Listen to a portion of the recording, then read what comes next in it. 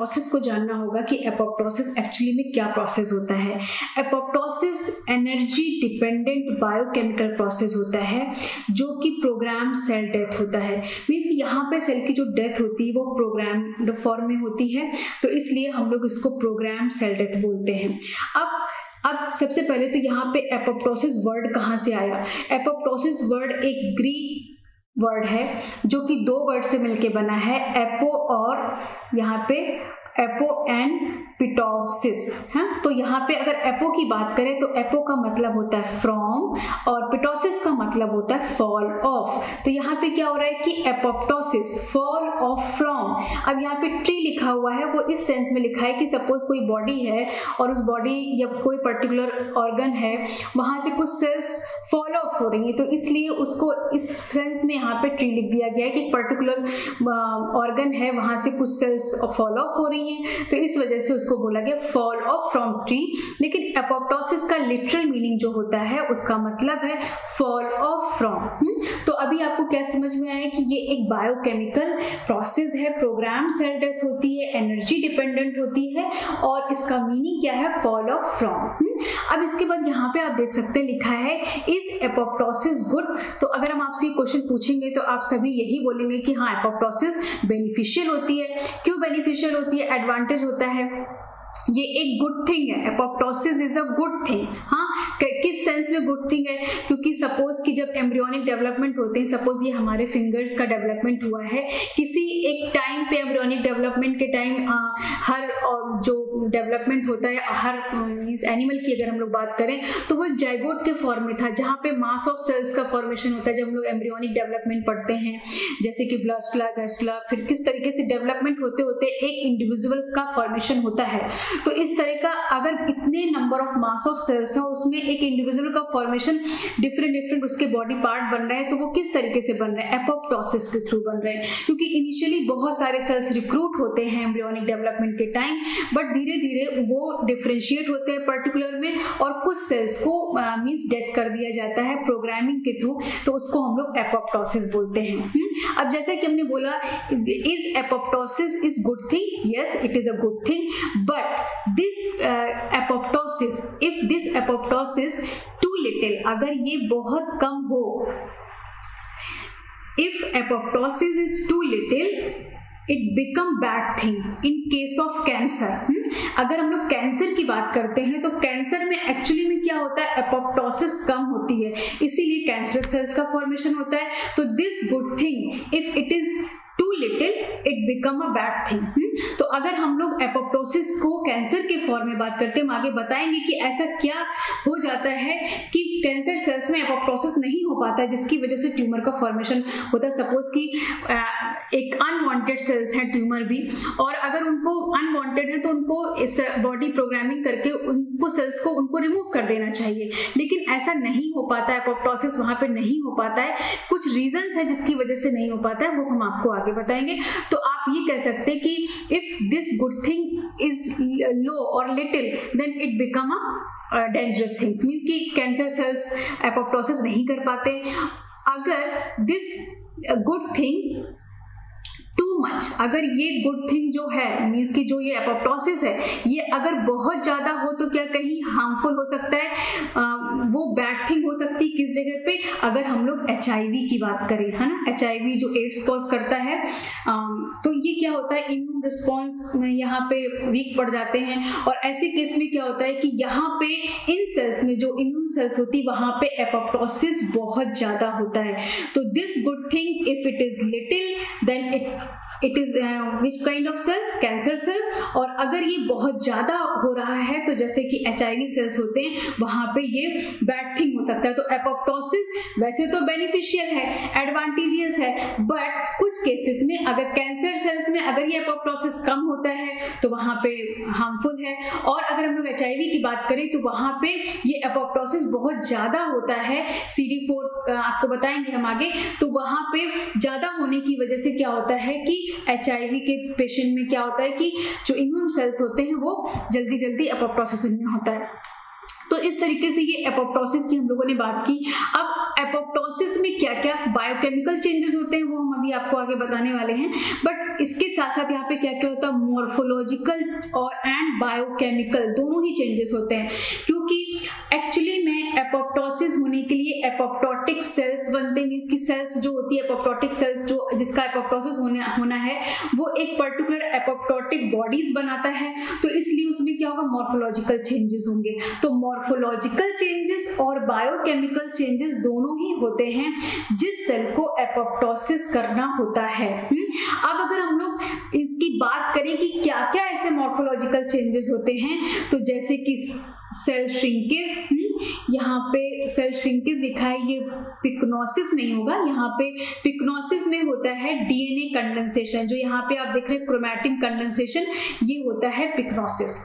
तो cell shrinkage होता है, सेल कॉम्पैक्शन, सेल कॉम्पैक्ट होती है, मेम्ब्रेन ब्लेब करती, ब्लेब का मतलब ये है कि मान लीजिए सपोज कोई ये सेल है और इस तरीके से रिज लाइक स्ट्रक्चर का फॉर्मेशन करी तो इसको ब्लेबिंग बोलते हैं।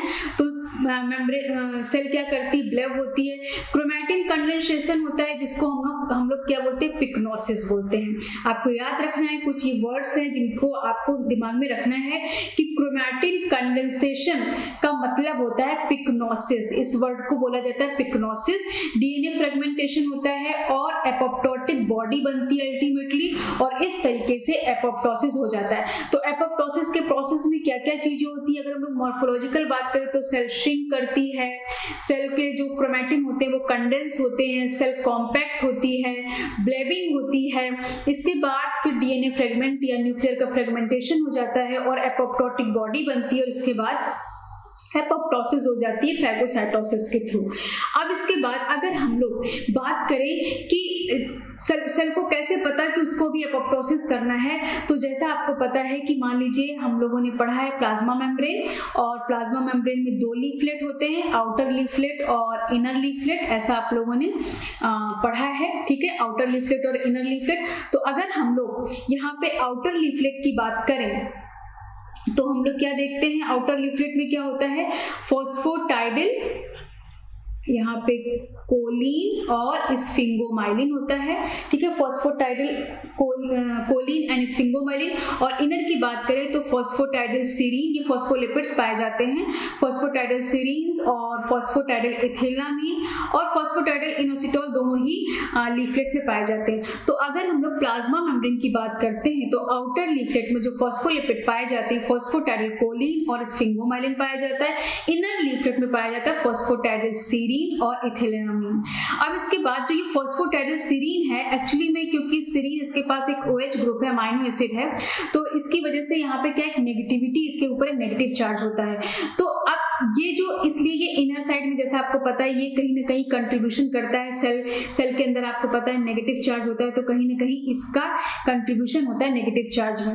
अब इसके बाद तो क्या होता है कि जिस समय सेल को एपोप्टोसिस करनी होती है, ये जो फॉस्फोटाइडिल सीरीन होते हैं फॉस्फोलिपिड, ये फ्लिप मूवमेंट के थ्रू यहाँ पे आउटर लीफलेट में आ जाते हैं, इनर लीफलेट से आउटर लीफलेट में आ जाते हैं, और वो अपने आप को टैग करते हैं कि भाई मुझे एपोप्टोसिस होनी है, मेरे में एपोप्टोसिस करना है। तो इसलिए यहाँ पे देखिए लिखा हुआ था negative charge phosphatidyl serine flip to outer leaflet serve as marker, क्योंकि देखिए सेल्स हैं, सेल में किसको एपोप्टोसिस होना है, तो उसके लिए क्योंकि सेल तो सभी हैं, वहां पे जिन सेल्स को एपोप्टोसिस होना है तो वो अपने कैसे मार्क करेंगे अपने आप को कि उन्हें एपोप्टोसिस करना है, तो उनके जो इनर लीफलेट में फॉस्फोटाइडिल सीरीन होता है वो आउटर लीफलेट में चला जाता है, और जब वो आउटर लीफलेट में जाता है तो वो अपने आप को मार्क कर देता है कि मुझे एपोप्टोसिस, मतलब मुझे एपोप्टोसिस, मेरी डेथ होनी है। तो उसको हम लोग बोलते हैं, जब फॉस्फोटाइडिल सीरीन आउटर लीफलेट में चला जाता है तो उसको हम लोग बोलते हैं व्हाइट फ्लैग ऑफ सरेंडर, क्योंकि सेल अपने आप को सरेंडर करती है कि भाई मुझे मरना है। और ये जो मींस की जो ये फॉस्फोटाइडोसिरीन होते हैं ये जाके एक एनेक्सिन मॉलिक्यूल से बाइंड कर लेते हैं। अब एनेक्सिन क्या होता है? एनेक्सिन एक तरीके से साइटोसोलिक प्रोटीन्स होते हैं। कुछ एनेक्सिन ऐसे भी होते हैं जो कि सेल के बाहर पाए जाते हैं, जैसे कि आरबीसी या ब्लड सेल्स होते हैं, वहां पे कुछ एक्स्ट्रा सेलुलर फ्लूइड में भी एनेक्सिन पाए जाते हैं, जैसे कि एनेक्सिन ए। तो ये क्या करते हैं? इनसे ये फॉस्फोटाइडोसिरीन बाइंड कर लेते हैं।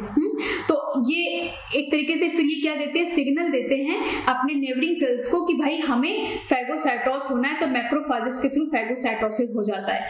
तो अभी तक इतना आपको एपोप्टोसिस के बारे में आई थिंक समझ में आ गया होगा।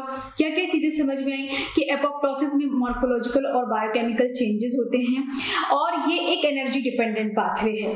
दूसरी, इसमें क्या क्या चीज होती है? सेल श्रिंक करती है, कॉम्पैक्ट करती है, क्रोमैटिन कंडेंसेशन होता है जिसको हम लोग पिक्नोसिस बोलते हैं, फिर डीएनए का फ्रेगमेंटेशन होता है, फिर एपोप्टोटिक बॉडी बनती है और इसके बाद फैगोसाइटोसिस के थ्रू उसको मींस फैगोसाइटोस कर दिया जाता है मैक्रोफेजेस के थ्रू। तो अब इसके बाद ये अपने आप को टैग कैसे करती है, मार्क कैसे करती है कि इनको एपोप्टोसिस होना, इनकी डेथ होनी है? तो ये अपने जो सेल में या जो सेल मेम्ब्रेन है उस सेल मेम्ब्रेन के जो इनर लीफलेट में फॉस्फोटाइडोसिरीन होता है उसको आउटर लीफलेट में ले आते हैं और एनेक्सिन एक मॉलिक्यूल होता है, प्रोटीन होती है, उससे अपने आप को कनेक्ट कर देते हैं, मतलब जोड़ देते हैं और अपने आप को मार्क करते हैं कि उनकी डेथ होनी है, कि उस सेल की एपोप्टोसिस होनी है और मैक्रोफेजेस उसको पहचान के उसकी डेथ कर देते हैं। ठीक है, तो इस तरीके से ये एपोप्टोसिस का एक प्रोसेस है। अब अगर हम लोग बात करें, अब देखिए बहुत इंपॉर्टेंट चीज है कि एपोप्टोसिस और नेक्रोसिस में डिफरेंस क्या होता है। दोनों ही केस में सेल की डेथ होती है, सेल मरती है, बट दोनों में डिफरेंस क्या है ये बहुत इंपॉर्टेंट फैक्टर है। तो अगर हम लोग एपोप्टोसिस और नेक्रोसिस की बात करें तो दोनों में डिफरेंस क्या है? तो सबसे पहले अगर हम एपोप्टोसिस की बात करें तो इंट्रासेलुलर डेथ प्रोग्राम। एपोप्टोसिस क्या है? इंट्रासेलुलर डेथ प्रोग्राम है। यहाँ पे इंटरनली सेल को ये सिग्नल मिलता है कि इसको डेथ करना है। और एपोप्टोसिस के केस में पैथोलॉजिकल और फिजियोलॉजिकल दोनों तरीके से एपोप्टोसिस हो सकता है। अब इसका मतलब क्या है? इंट्रासेलुलर डेथ प्रोग्राम है, ये तो समझ में आ रहा है कि इंटरनली कोई सिग्नल मिलता है कि सेल को डेथ करनी है। पैथोलॉजिकल, फिजियोलॉजिकल क्या? फिजियोलॉजिकल मींस कि जैसे मान लीजिए एम्ब्रियोनिक डेवलपमेंट हो रहा है तो उस समय फिजियोलॉजिकल रिस्पॉन्स है कि भाई यहाँ से इन सेल्स को हटाना है, या एजिंग हो गई है, ओल्ड हो गई है सेल, तो उस समय क्या है कि वो फिजियोलॉजिकल प्रोसेस है। पैथोलॉजिकल प्रोसेस की कोई नॉक्सियस एजेंट आ गया है जिसकी वजह से सेल में प्रॉब्लम है, सेल को डेथ करनी पड़ रही है, तो ऐसे केसेस को पैथोलॉजिकल मतलब फॉर्म कहेंगे या पैथोलॉजिकल वजह से ये डेथ होनी है। अब इसके बाद अगर हम नेक्रोसिस की बात करें तो नेक्रोसिस में क्या होता है? यहाँ पे एपोप्टोसिस में कोई इंजरी नहीं होती है, सेल को ऐसा नहीं है कि कोई इंजरी हो गई जिसकी वजह से उसको डेथ करना पड़ रहा है, लेकिन नेक्रोसिस में क्या होता है? सेल डेथ होती है आफ्टर लीथल इंजरी। अगर किसी सेल को बहुत ज्यादा इंजरी हो गई है तो उसको डेथ करना पड़ेगा, लीथल मतलब इंजरी के बाद उसको खुद की डेथ करना पड़ता है या नेक्रोसिस का प्रोसेस हो जाता है, तो उसको हम लोग बोलते हैं नेक्रोसिस। और ये एक्सटर्नल फैक्टर की वजह से होता है और इसीलिए इसको बोला जाता है पैथोलॉजिकल। मींस की कोई डिजीज कॉज हो गई, कोई बैक्टीरिया ने अटैक कर दिया है, कुछ इस तरीके की चीजें हैं जिससे कि एक्सटर्नल फैक्टर्स हैं जो कि नेक्रोसिस कॉज करा रहे हैं, कोई एजेंट है। तो यहाँ पे क्या, यहाँ पे एपोप्टोसिस में फिजियोलॉजिकल पैथोलॉजिकल दोनों रीजन हो सकते हैं, लेकिन नेक्रोसिस में सिर्फ और सिर्फ पैथोलॉजिकल रीजन होता है। अब हम लोग बहुत ही इनके दोनों के सिम्टम्स या किस तरीके के इनमें क्या डिफरेंसेस होते हैं उसके बेसिस पर हम लोग एपोप्टोसिस और नेक्रोसिस में डिफरेंस देख लेते हैं। तो जैसे एपोप्टोसिस की बात करें तो यहाँ पे क्या होता है? Intact cell membrane, intact cell membrane रहती है, सेल श्रिंकेज होता है।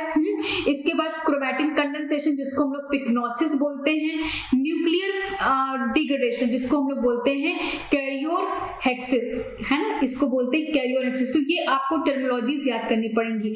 जब क्रोमैटिन का कंडेंसेशन हो रहा है उसको हम लोग बोलते हैं पिक्नोसिस, और जब न्यूक्लियर या डीएनए का डिग्रेडेशन हो रहा है, ब्रेकेज हो रहा है, टूट रहा है, तो उस समय हम उसको उस प्रोसेस को बोलते हैं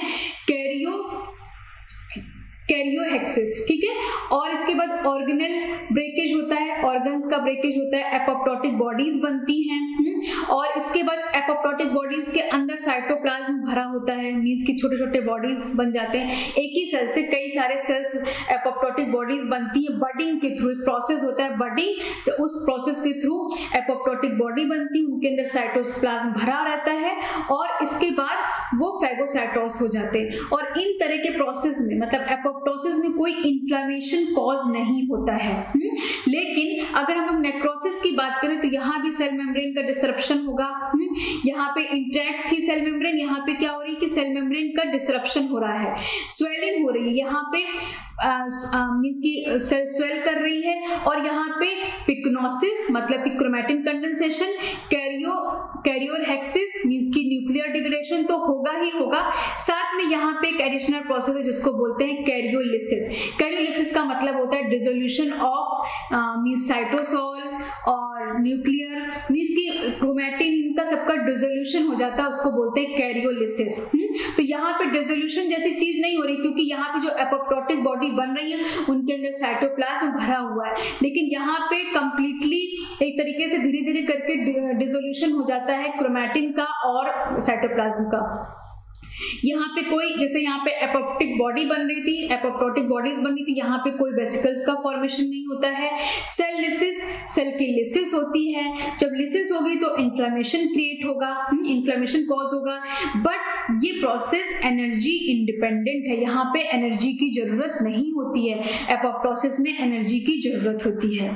तो इस तरीके से आप यहाँ पे देख सकते हैं। और यहाँ पे मींस की जब साइटोप्लाज्म इन्फ्लेमेशन कॉज होगा तो क्या होगा कि साइटोप्लाज्म कुछ मतलब साइटोप्लाज्म पूरा रिलीज हो जाएगा, डिस्चार्ज साइटोप्लाज्म हो जाएगा और इस तरीके से इन्फ्लेमेशन कॉज हो जाएगा। तो ये आपको समझ में आया कि एपोप्टोसिस और नेक्रोसिस में मेजर डिफरेंसेस क्या होते हैं।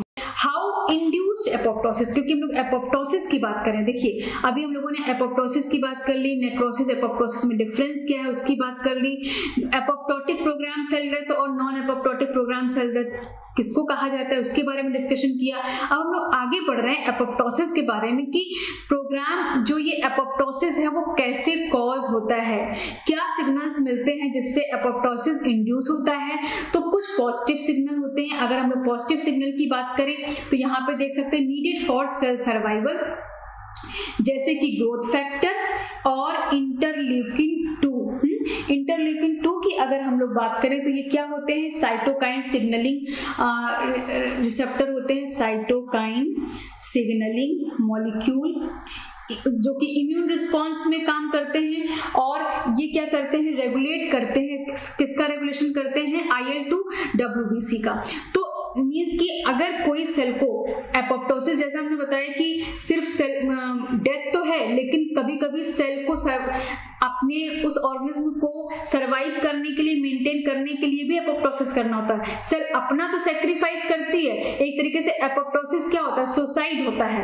और नेक्रोसिस क्या होता है, मर्डर होता है, मींस कि उसका वो मर्डर होता है उसका, क्योंकि कोई डिजीज कॉज हुई उसकी वजह से उसमें इन्फ्लेमेशन कॉज हुआ और वो मर्डर होता है। तो एपोप्टोसिस एक तरीके का सुसाइड है। तो वो सुसाइड या अपना सेक्रीफाइस क्यों कर रहा है, क्योंकि उसको उस ऑर्गेनिज्म को सरवाइव करके रखना है। तो कुछ ऐसे कोई ऐसी एडवर्स कंडीशन आई तो उस समय भी सेल अपने आप को एपोप्टोसिस कर सकता है। तो मान लीजिए कि या तो कुछ पॉजिटिव सिग्नल मिलेंगे, जैसे कि सेल सर्वाइवल का अगर सिग्नल मिल रहा है कि सेल को सर्वाइव करना है, मींस कि उस ऑर्गेनिज्म को सर्वाइव करना है, तो ग्रोथ फैक्टर का सिग्नल मिलेगा या IL-2 का सिग्नल मिलेगा, इंटरल्यूकिन 2 का सिग्नल मिलेगा। इंटरल्यूकिन 2 क्या होता है, साइटोकाइन सिग्नलिंग शो करते हैं, ये WBC में रेगुलेशन करते हैं।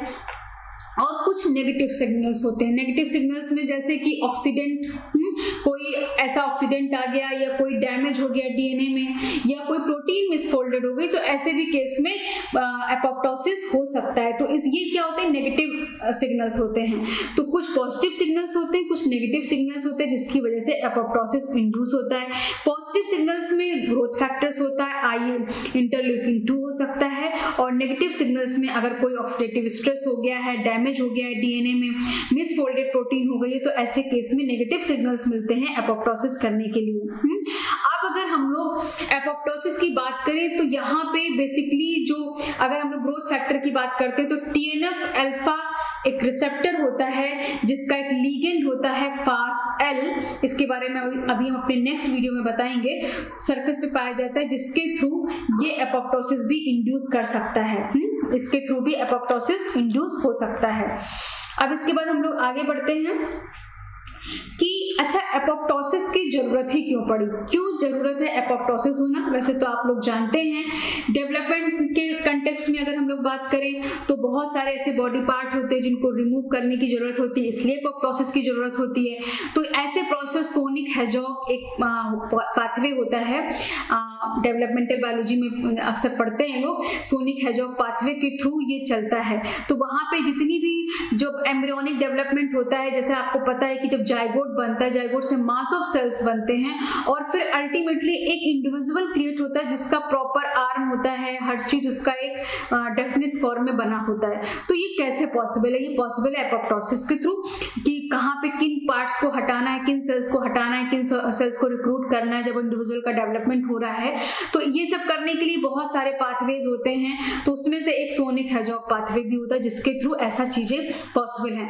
तो एपोप्टोसिस एम्ब्रियोजेनेसिस मींस कि एम्ब्रियोनिक डेवलपमेंट के टाइम, मेटामॉर्फोसिस के टाइम या फिर एजिंग, अगर कोई सेल ओल्ड हो चुकी है तो ओल्डनेस की वजह से भी एपोप्टोसिस हो सकती है। तो ये सारी तो चीजें बेनिफिशियली हैं, एपोप्टोसिस होना मतलब एक बेनिफिट वाली चीज है।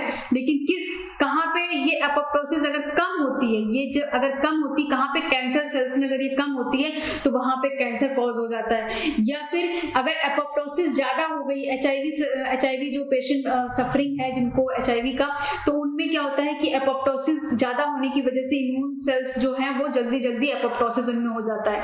तो यहाँ पे आप समझ सकते हैं कि डेवलपमेंट एम्ब्रियोजेनेसिस या मेटामॉर्फोसिस के केसेस में, या फिर एजिंग हो गई, ओल्ड मतलब कि सेल ओल्ड हो गई तो उस समय एपोप्टोसिस हो जाएगा। फिर इसके बाद अगर हम लोग वायरस इन्फेक्शन हो जाए, कोई डिजीज कॉज हो जाए, कोई इम्यून रिस्पॉन्स ऐसा हो जाए जिसकी वजह से एपोप्टोसिस करना पड़ सकता है। और अगर DNA में बहुत सारा इंजरी हो गया है तो ऐसे केस में भी एपोप्टोसिस की जरूरत पड़ती है। तो ये एपोप्टोसिस एक बेनिफिशियल प्रोसेस है। अब हम लोग आगे बढ़ते हैं कि कितने टाइप के एपोप्टोसिस होते हैं। तो अगर हम लोग एपोप्टोसिस मैकेनिज्म की बात करें तो एक होते हैं कैस्पेज डिपेंडेंट और दूसरे होते हैं कैस्पेज इंडिपेंडेंट। आपके एग्जाम पॉइंट ऑफ व्यू से सारा जितना भी एपोप्टोसिस पूछा जाता है वो कैस्पेज डिपेंडेंट पे पूछा जाता है और उसमें दो पाथवेज होते हैं। एक एक्सट्रिंसिक पाथवे होता है जिसको हम लोग डेथ पाथवे भी बोलते हैं, क्योंकि एक एक्सटर्नल डेथ मींस रिसेप्टर होता है, लीगेंड डेथ रिसेप्टर से बाइंड करता है, तो यहाँ पे एक्सटर्नल फैक्टर की वजह से होता है, इसलिए इसको एक्सट्रिंसिक पाथवे बोला जाता है। दूसरा पाथवे इंट्रिंसिक पाथवे होता है जिसको हम लोग माइटोकॉन्ड्रियल पाथवे बोलते हैं। तो हम लोग अभी जो भी नेक्स्ट इसके सीरीज में हम लोग जो भी लेक्चर देखेंगे वहां पे हम लोग इन्हीं दोनों पाथवेज के बारे में डिस्कशन करेंगे। तो अब सबसे पहले कि जैसा हमने बताया कि कैस्पेज, अब ये कैस्पेज क्या है इसके बारे में हम लोग जान लेते हैं, क्योंकि जब ये सारी चीजें जान चुकी होंगी और फिर जब हम इन पाथवेज के बारे में डिटेल में पढ़ेंगे तो हमें बहुत बेहतर से चीजें समझ में आएंगी। तो कैस्पेज क्या होता है? कैस्पेज एक तरीके के इनके पास कैस्पेज के पास क्या होता है? प्रोटियोलिटिक एक्टिविटी होती है, मींस की क्लीवेज करते हैं पर्टिकुलर प्रोटीन्स मॉलिक्यूल का, इस तरह के अदर मॉलिक्यूल का। तो क्या होता है? प्रोटियोलिटिक एक्टिविटी होती है कैस्पेजेस का। कैस्पेजेस का नाम जो है वो क्यों रखा गया? क्योंकि ये होते हैं cysteine dependent aspartate specific protease, है ना। तो ये क्या है? Cysteine dependent aspartate specific protease. और जो प्रोटियोलिटिक एक्टिविटी शो करते हैं, जैसा हमने बताया, ये कोई भी कैस्पेज जब सिंथेसाइज होते हैं तो वो किस फॉर्म में होते हैं? इनएक्टिव प्रोकैस्पेजेस के फॉर्म में होते हैं। यहाँ पे आप देख सकते हैं कि क्या होते हैं? इनएक्टिव प्रोकैस्पेज के फॉर्म में होते हैं। तो कैस्पेज एक इंपॉर्टेंट प्लेयर है एपोप्टोसिस करने के लिए, चाहे वो इंट्रिंसिक पाथवे हो और चाहे वो इंट्रिंसिक या एक्सट्रिंसिक कोई भी पाथवे हो, वहां पे कैस्पेज का बहुत इंपॉर्टेंट रोल है। अब कैस्पेज जब सिंथेसाइज होते हैं, कैस्पेज होते हैं क्या? प्रोटीएजेस होते हैं। कैसे proteases? Cysteine dependent aspartate specific protease, means कि इनमें प्रोटियोलिटिक एक्टिविटी होती है। और जब ये सिंथेसाइज होते हैं तो ये इनएक्टिव प्रोकैस्पेजेस के फॉर्म में होते हैं, इनएक्टिव प्रोकैस्पेज के फॉर्म में होते हैं, लेकिन जब इनको काम करना होता है तो ये एक्टिव फॉर्म में आते हैं और प्रोकैस्पेजेस से कैस्पेजेस में चेंज हो जाते हैं। तो इसमें बेसिकली अगर हम किसी भी कैस्पेज की बात करें तो ऐसा होता है, कैस्पेज के पास एक स्मॉल सब यूनिट होती है और एक लार्ज सब यूनिट होती है। तो यहाँ पे आप देख सकते हैं कि एक स्मॉल सब यूनिट होती है और एक लार्ज सब यूनिट होती है।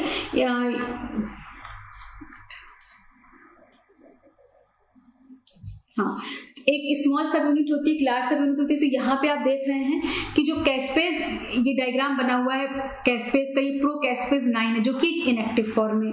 तो इसके जब कोई भी कैस्पेज, मतलब यहाँ पे तो प्रोकैस्पेज 9 की बात की गई है, जब ये एक्टिव फॉर्म में आता है तो दो प्रोकैस्पेजेस के में एक मतलब अगर सपोज एक कैस्पेज की बात करें तो एक कैस्पेज में एक स्मॉल सब यूनिट और एक लार्ज सब यूनिट होती है। तो यहाँ पे ये सपोज कि ये लार्ज सब यूनिट है और ये एक स्मॉल सब यूनिट है। तो इस तरीके से ये स्मॉल और लार्ज सब यूनिट का एक प्रोकैस्पेज होता है। लेकिन जब ये एक्टिव फॉर्म में आता है तो उस समय दो लार्ज सब यूनिट और दो स्मॉल सब यूनिट जुड़ के इस तरह का स्ट्रक्चर बनाते हैं और ये एक्टिव कैस्पेजेस में चेंज हो जाता है। तो यहाँ पे आप देख सकते हैं कि जो कैस्पेजेस, इनएक्टिव प्रोकैस्पेजेस होते हैं वो स्प्लिट होते हैं किसमें, स्मॉल और लार्ज सब यूनिट में। और जब दो subunit each join to become active, means कि दोनों के स्मॉल सब यूनिट की सपोज कि दो प्रोकैस्पेजेस होंगे इनएक्टिव दो प्रोकैस्पेजेस होंगे, दोनों का एक एक स्मॉल सब यूनिट, एक एक मतलब कि दोनों के पास एक स्मॉल सब यूनिट और एक लार्ज सब यूनिट है, दोनों के स्मॉल सब यूनिट और लार्ज सब यूनिट इस तरह से ज्वाइन होंगे तो ये क्या बनाएंगे, एक्टिव कैस्पेज का फॉर्मेशन करेंगे। तो ये होते हैं कैस्पेज मॉलिक्यूल। और जब ये एक्टिव होते हैं तो अपने ये डाउन स्ट्रीम के कैस्पेजेस को एक्टिव कर देते हैं। मींस कि कैस्पेजेस भी दो तरह के होते हैं, अभी हम आगे बताने वाले हैं कि एक इनिशिएट करते हैं एपोप्टोसिस को और एक एग्जीक्यूट करते हैं कि किस तरीके से काम को किया जाएगा। तो एक इनिशिएटर होता है, तो पहले इनिशिएटर को एक्टिव होना होता है। तो इनिशिएटर कैसे एक्टिव हुआ, जब कोई सिग्नलिंग मिला कि भाई अभी एपोप्टोसिस करना है, तो सबसे पहले जो इनिशिएटर कैस्पेजेस होते हैं वो प्रोकैस्पेजेस से कैस्पेजेस में चेंज हो जाते हैं। इसके बाद फिर क्या होता है कि जो एग्जीक्यूट करते हैं एपोप्टोसिस को, फिर वो एक्टिव होते हैं, उनका क्लीवेज होके वो एक्टिव फॉर्म में आते हैं। तो इस तरीके से चीजें होती हैं। अब इसके बाद जब वो भी कैस्पेज एक्टिव हो गए तो वो क्या करते हैं, अपने डाउन स्ट्रीम में बहुत सारे ऐसे मॉलिक्यूल्स होते हैं जिन पे वो इफेक्ट करते हैं, जैसे कि लैमिन आपको पता है कि जो न्यूक्लियर पोर या मेम्ब्रेन होती है उसके नीचे एक स्ट्रक्चर पाया जाता है न्यूक्लियर पोर के अंदर, जो कि स्टेबलाइज करता है, फंक्शनल और स्ट्रक्चरल नेटवर्क होता है न्यूक्लियर मेम्ब्रेन के नीचे जो कि स्टेबलाइज करता है न्यूक्लियस को। तो लैमिन है, इनको इस तरीके के मॉलिक्यूल को, या गोल्जी बॉडीज हैं, मैट्रिक्स होता है, साइटोस्केलेटन मैट्रिक्स है, डीएनएज है, इनहिबिटर्स है, इन सबको क्या करेगा, इन सबको एक्टिवेट कर देगा अपने डाउनस्ट्रीम मॉलिक्यूल को। और ये सारे चीजें कहाँ इन्वॉल्व होंगी, एपोप्टोसिस के फॉर्म में, क्योंकि भाई एपोप्टोसिस में करना क्या है, डीएनए को कंडेंसेशन करना है, फ्रेगमेंटेशन करना है, फिर एपोप्टोटिक बॉडी बनाना है। तो सारे मॉलिक्यूल्स को इस तरीके से एक्टिवेट करके आगे के प्रोसेस चलने लगते हैं। अब अगर हम लोग कैस्पेज की बात करें तो आज की डेट में मोर देन 10 कैस्पेजेस, 10 से भी ज्यादा कैस्पेजेस आइडेंटिफाई किए गए हैं। और कैस्पेजेस दो तरह के होते हैं, एक होते हैं एपोप्टोटिक कैस्पेजेस, जैसे हमने आपको प्रोग्राम सेल डेथ बताया कि एक एपोप्टोटिक प्रोग्राम सेल डेथ होता है और एक नॉन एपोप्टोटिक होता है। एपोप्टोटिक प्रोग्राम सेल डेथ वो सेल है जिसमें कि सेल में एपोप्टोसिस होता है, एपोप्टोजोम का फॉर्मेशन होता है, उसके थ्रू होता है। और नॉन एपोप्टोटिक में क्या होता है कि वहां पे ऐसा प्रोसेस नहीं होता है, जैसा कि ऑटोफैगी मींस की रेगुलेटेड डेथ तो होती है, जैसे नेक्रोसिस में एकदम अचानक से इंजरी हुई और डेथ हुई, लेकिन जो नेक्रोप्टोसिस होता है या ऑटोफैगी होता है, रेगुलेटेड डेथ तो होती है, लेकिन एपोप्टोसिस वाला प्रोसेस नहीं होता है कि वहां पे क्या हो, एपोप्टोटिक बॉडी बने, मतलब सेल श्रिंकेज करे, ऐसा प्रोसेस नहीं होता है। तो इसी तरीके से कैस्पेज भी दो तरह के होते हैं, एक एपोप्टोटिक कैस्पेज होते हैं और एक इन्फ्लेमेटरी कैस्पेजेस होते हैं। तो एपोप्टोटिक जो इन्फ्लेमेटरी कैस्पेजेस होते हैं उसमें जैसे कैस्पेज 1, कैस्पेज 4, कैस्पेज 5, 11, 12 ये होते हैं इन्फ्लेमेटरी कैस्पेजेस। और अगर हम लोग एपोप्टोटिक कैस्पेजेस की बात करें तो यहाँ पे ये होते हैं दो तरह के, एक ऐसे कैस्पेजेस होते हैं जो कि इनिशिएटर का काम करते हैं, मींस कि जब एपोप्टोसिस को शुरू होना होता है, इनिशिएट होना होता है, तो सबसे पहले इनिशिएटर कैस्पेजेस काम करते हैं। तो एक इनिशिएटर की तरह होते हैं और दूसरे होते हैं एग्जीक्यूटर की तरह। मींस कि जब ये एक्टिव हो जाएंगे तो फिर ये अपने डाउनस्ट्रीम कैस्पेजेस को एक्टिव करेंगे, जिनको हम लोग act as a executioner, means कि एग्जीक्यूट करेंगे एपोप्टोसिस को। तो उसका एग्जांपल होते हैं 3, 6, 7। तो आपको याद रखना है कि इनिशिएटर का एग्जांपल होता है 8, 9, 10, 2 एंड एग्जीक्यूटर जो कैस्पेजेस होते हैं उनका वो होते हैं कैस्पेज 3, 6 एंड 7। तो ये हैं कैस्पेजेस के बारे में हमने आपको बता दिया। अब इसके बाद हम लोग आगे बढ़ते हैं कि एपोप्टोसिस में कौन कौन सी प्रोटीन इन्वॉल्व होती है। तो एपोप्टोसिस में जो प्रोटीन इन्वॉल्व होती है वो BCL2 फैमिली की से रिलेटेड होती है। BCL2 फैमिली को BCL2 इसलिए कहा गया क्योंकि बी लिम्फोमा या बी ल्यूकेमिया के नाम से इसका नाम रखा गया, बट आपको इससे मतलब नहीं है। मींस कि एपोप्टोटिक जो एपोप्टोसिस में प्रोटीन इन्वॉल्व होती है वो दो तरह की होती है, एक एंटी एपोप्टोटिक और दूसरी प्रो एपोप्टोटिक, लेकिन दोनों ही सेम फैमिली को बिलोंग करती हैं। प्रो एपोप्टोटिक और एंटी एपोप्टोटिक, एक एपोप्टोसिस को रोक रहा है और एक एपोप्टोसिस को प्रमोट कर रहा है, लेकिन दोनों ही केस में जो बिलोंग करती हैं सेम फैमिली को बिलोंग करती हैं, BCL2 फैमिली को। ये आपको ध्यान रखना है। एंटी एपोप्टोटिक में एक प्रोटीन ऐसी होती है जिसका इटसेल्फ नाम होता है BCL2। अभी आपको क्या याद रखना है कि प्रोटीन जितनी भी इन्वॉल्व होती है एपोप्टोसिस में वो BCL2 फैमिली को बिलोंग करती हैं। BCL2 फैमिली को बिलोंग करती दो तरह के प्रोटीन होते हैं, एक एपोप्टोसिस को प्रमोट करते हैं, एक एपोप्टोसिस को इनहिबिट करते हैं। तो एंटी एपोप्टोटिक जो एपोप्टोसिस को रोकते हैं वो कौन कौन से हैं? BCL2 और BCL-XL। मींस कि BCL2 फैमिली में ही एंटी एपोप्टोटिक में इटसेल्फ एक प्रोटीन का नाम BCL2 है और दूसरी प्रोटीन का नाम है BCL-XL। और अगर हम लोग प्रो एपोप्टोटिक की बात करें जो कि एपोप्टोसिस को इनिशिएट करने में काम कर रहा है, तो उसमें एग्जाम्पल है बैक्स, बैट, बिग, बिट, नॉक्सा, पोमा, बिम। तो ये सारे प्रोटीन्स हैं जो कि इन्वॉल्व होते हैं। तो इसी के साथ हम लोग स्टार्ट करते हैं। सबसे पहले तो हमने एपोप्टोसिस आपको मैंने प्रीवियस वीडियो में बताया है, बट यहाँ पे बहुत शॉर्ट में कि it is a energy dependent biochemical pathway that is a programme cell death.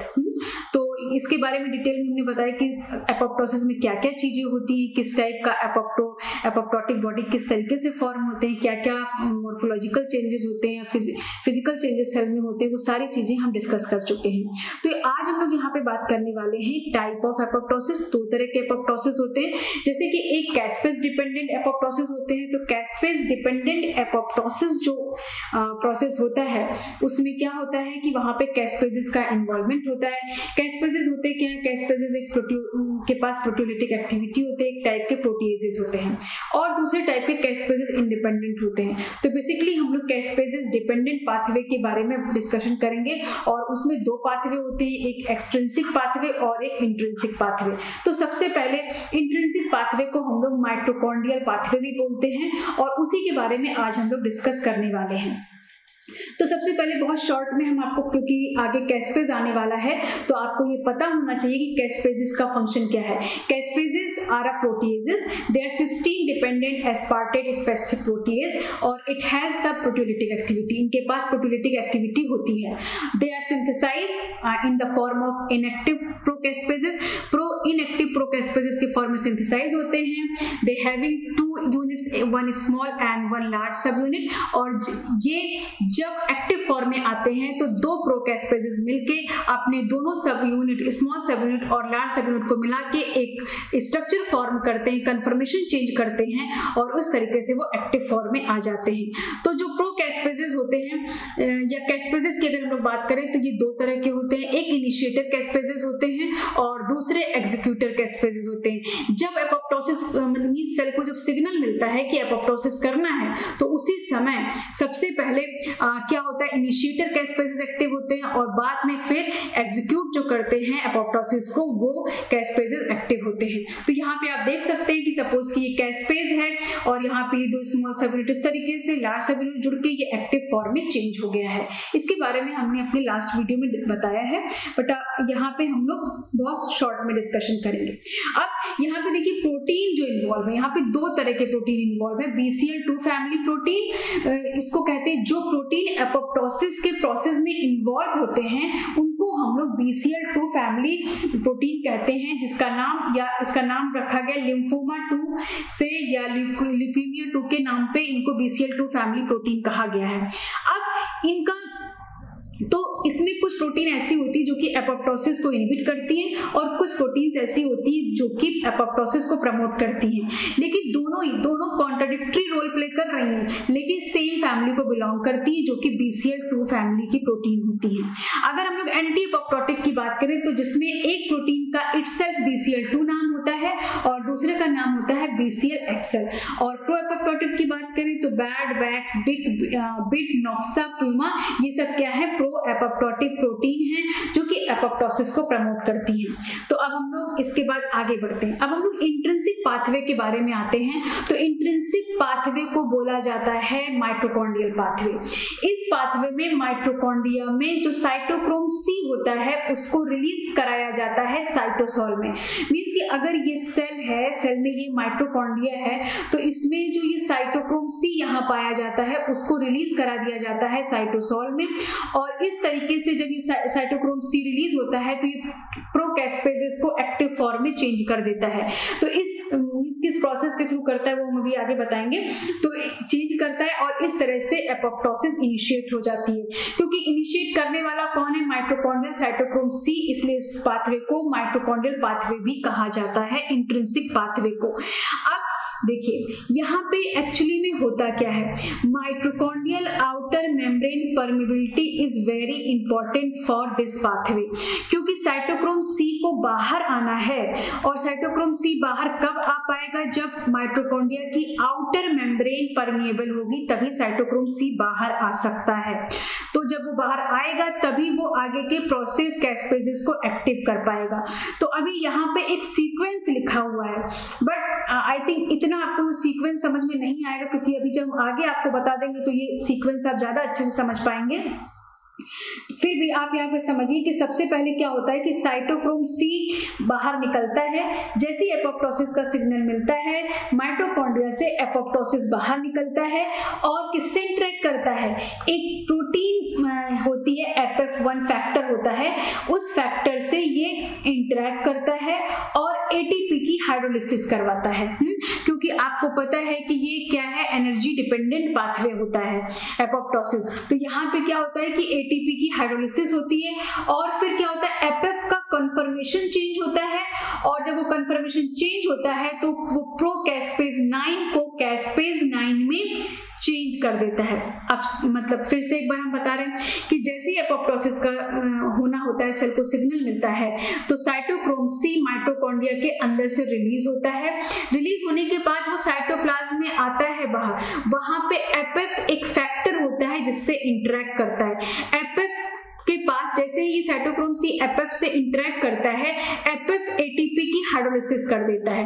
ATP की हाइड्रोलिसिस होती है जिसकी वजह से FF का कन्फर्मेशन चेंज होता है, और जब FF का कन्फर्मेशन चेंज होता है तो प्रोकैस्पेज जो 9 होता है वो उससे क्या होता है, मींस कि उससे एफिशिएंसी शो करता है। अभी हम आगे बताएंगे वो किस तरीके से क्या शो करता है। और इसके बाद वो प्रोकैस्पेज जो कि एक इनएक्टिव है, मींस कि ये प्रोकैस्पेज कैसे इनएक्टिव है, और इसको एक एक्टिव फॉर्म कैस्पेज के फॉर्म में चेंज कर देता है। और क्योंकि ये कैस्पेज 9 कैसा होता है, ये एक इनिशिएटर कैस्पेज है, तो अब इनिशिएटर के बाद एग्जीक्यूटर कैस्पेजेस की जरूरत है, तो कैस्पेज 3 प्रोकैस्पेज 3 को कैस्पेज 3 में चेंज कर दिया जाता है। ये इनएक्टिव होता है और ये एक्टिव होता है। तो इस तरीके से ये प्रोसेस चलता है। अब और अगर एपोप्टोसिस नहीं करना होता है तो उसके लिए कुछ ऐसे इनहिबिटर्स होते हैं, IAPs जिसको बोलते हैं। ये जो इनहिबिटर्स होते हैं ये क्या कर सकते हैं, एक्टिव कैस्पेजेस को डिग्रेड कर सकते हैं। मींस कि अगर एपोप्टोसिस नहीं करनी है तो इंट्रिंसिक पाथवे को इनहिबिट करने के लिए कुछ इनहिबिटर्स होते हैं जिनका नाम IAPs होता है। ये क्या करते हैं, ये एक्टिव कैस्पेजेस को डिग्रेड करा देते हैं और एपोप्टोसिस होना बंद हो जाती है। तो ये अभी एक बहुत ही हमने क्रूड फॉर्म में आपको प्रोसेस बताया। अब हम लोग इस प्रोसेस में जो हमने ये आपको सारी चीजें बताई हैं इसके बारे में बताते हैं कि किस तरीके से FF का एफएफ क्या करता है, किस तरह से सारा प्रोसेस होता है। तो अब हम लोग आगे यहाँ पे बढ़ते हैं। सबसे पहले आप यहाँ पे देख सकते हैं कि यहाँ पे एक माइटोकॉन्ड्रिया का स्ट्रक्चर बना है। इस माइटोकॉन्ड्रिया में जो ये आपको रेड दिख रहा है, ये क्या है, ये साइटोक्रोम सी है, ठीक है, ये साइटोक्रोम सी है। और यहाँ पे आपको दो एक प्रोटीन दिख रही है, एक है बैक और दूसरा है बैक्स। तो अभी फिलहाल बैक और बैक से ये जो दो प्रोटीन होती हैं, ये क्या करती हैं, ये चैनल का फॉर्मेशन यहाँ पे करती हैं। जब ये चैनल का फॉर्मेशन करती हैं तो तभी ये यहाँ पे साइटोक्रोम सी रिलीज हो पाता है और बाहर आता है। अब जब ये बाहर आएगा साइटोक्रोम सी, तो अभी तक हमने जो यहाँ पे आपको ये बात बताई कि साइटोक्रोम सी रिलीज, तो साइटोक्रोम सी रिलीज होने के लिए माइटोकॉन्ड्रिया में एक चैनल का फॉर्मेशन होना चाहिए। वो चैनल कौन बना रहा है, बैक और बैक्स।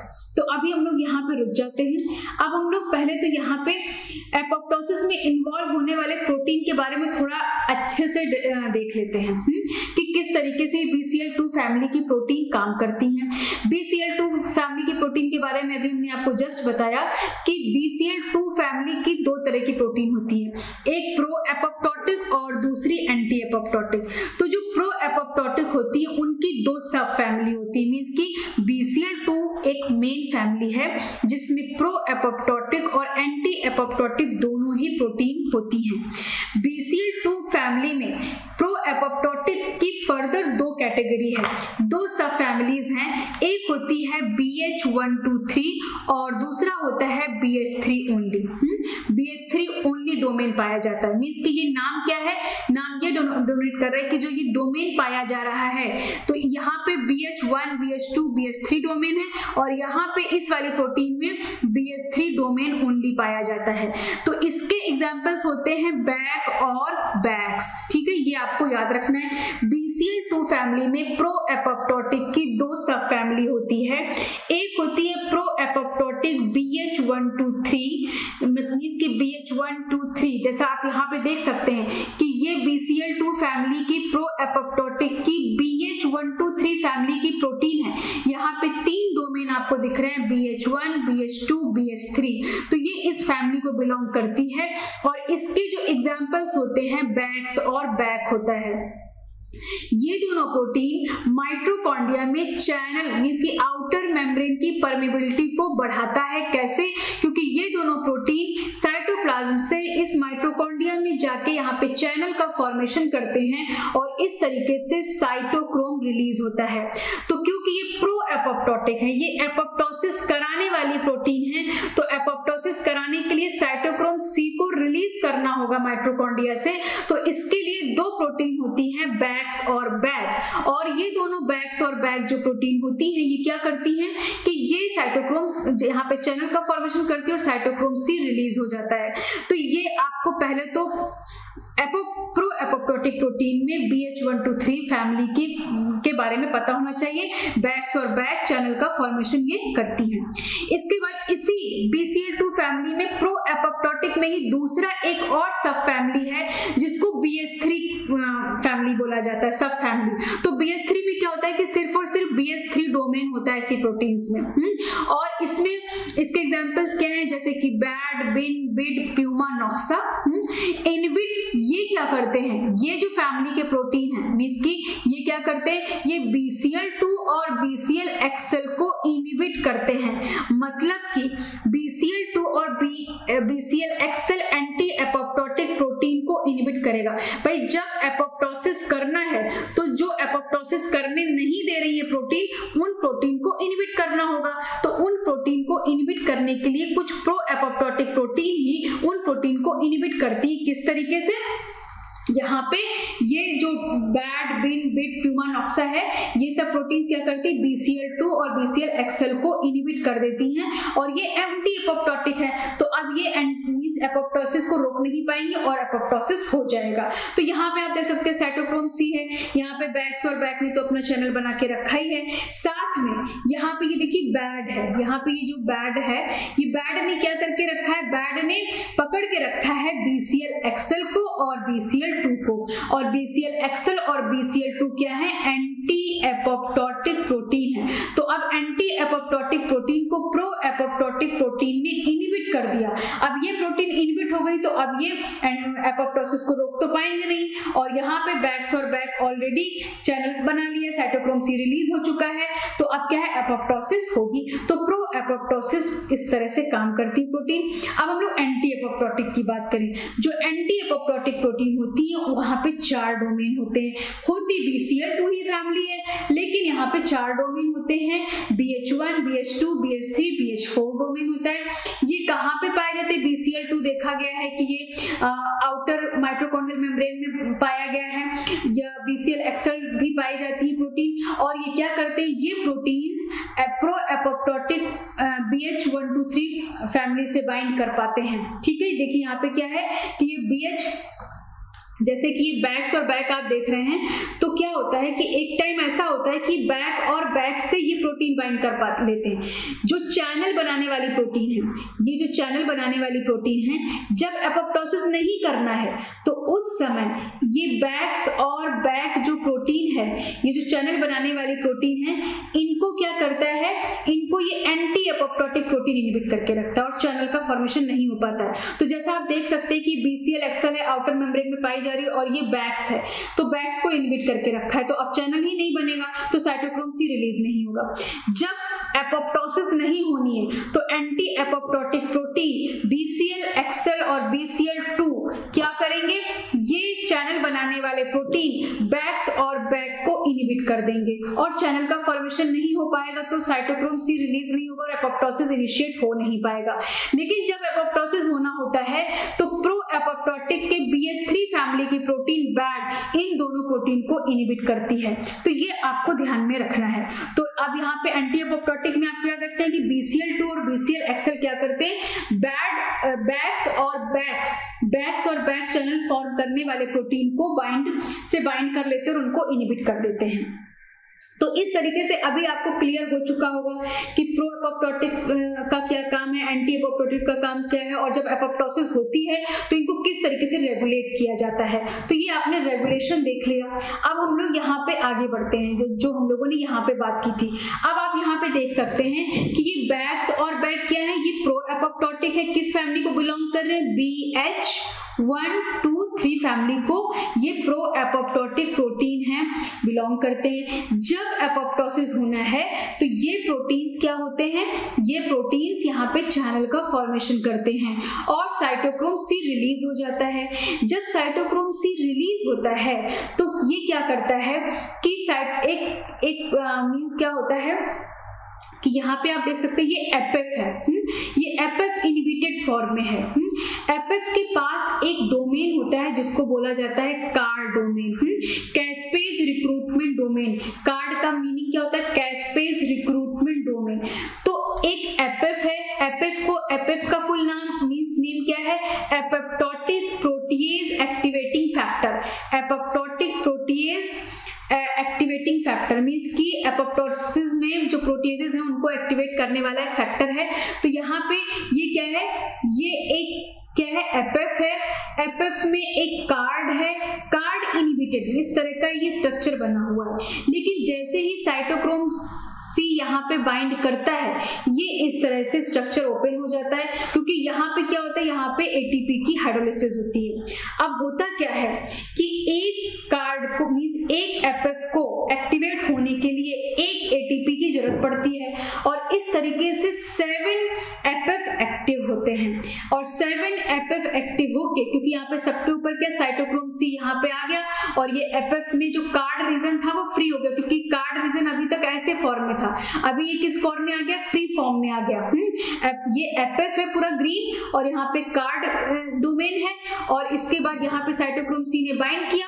तो क्या होता है कि यहाँ पे जैसे ही, क्योंकि कंफर्मेशन चेंज हो रहे हैं, तो यहाँ पे किसकी वजह से, यहाँ पे जैसे ही साइटोक्रोम सी बाइंड करता है एटीपी की हाइड्रोलिसिस होती है और एटीपी की हाइड्रोलिसिस होने की वजह से ये सारे इस फॉर्म में आ जाते हैं। फिर इसके बाद एक को एक्टिव करने के लिए एक एटीपी, 7 को एक्टिव करने के लिए 7 एटीपी की जरूरत पड़ेगी। 7 एटीपी हाइड्रोलाइज करके 7 एटीपी का फॉर्मेशन करेंगे और बाद में ये क्या बनाते हैं, एक एपेप्टोसोम बनाते हैं जो कि हेप्टामेरिक कॉम्प्लेक्स होता है। हेप्टामेरिक कॉम्प्लेक्स मींस कि 7 एपएफ मॉलिक्यूल इस तरीके से अरेंज हो जाते हैं और इनमें जो कार्ड रीजन होता है वो सेंट्रलाइज हो जाता है। यहाँ पे देखिए जो येलो येलो दिख रहा है कार्ड रीजन, ये सेंट्रलाइज हो गया। ये एफएफ है हमारा, यहाँ पे ये साइटोक्रोम सी बाइंड किया हुआ है।